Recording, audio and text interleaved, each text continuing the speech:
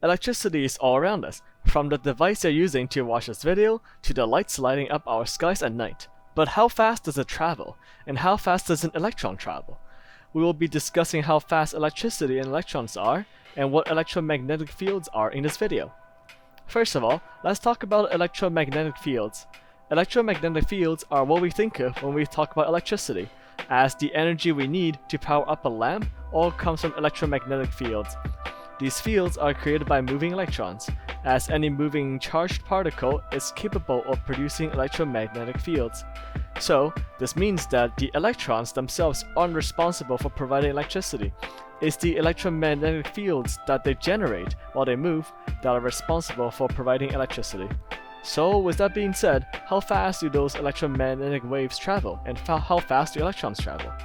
The electromagnetic waves are considered a form of radiation, which means that it has the speed of light in a vacuum, which is 299,792,458 meters per second, represented as c.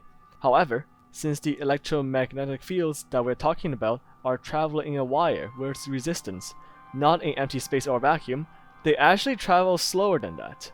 Those waves travel at an estimated speed of 299,792 meters per second, which is around 100 times less than the speed of light in a vacuum.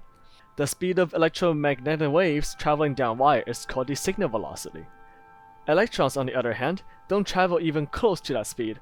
Even though electromagnetic waves travel at around 300,000 meters per second, the electrons themselves actually don't need to travel at the speed in order to create those waves. Again, remember that it is the electromagnetic waves that gives us the electric power to power up our devices, not the electrons themselves. So, as long as the electrons are moving and generating those waves will be traveling at 300,000 meters per second to reach their destination, but the electrons themselves don't need to worry about matching that speed. So surprisingly, electrons only travel at around a whopping 1 millimeter per second, which is slower than a snail. The speed of an electron traveling down a wire is called the drift velocity. Both signal velocities and drift velocities are prone to change based on the material of the wire and other factors. And there we have it. The electricity we think of is actually the energy carried by electromagnetic waves generated by moving electrons.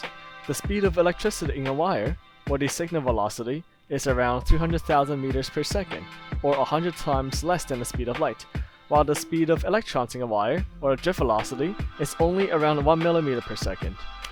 I hope y'all have learned something new today. Thank you for watching, and good luck with everything.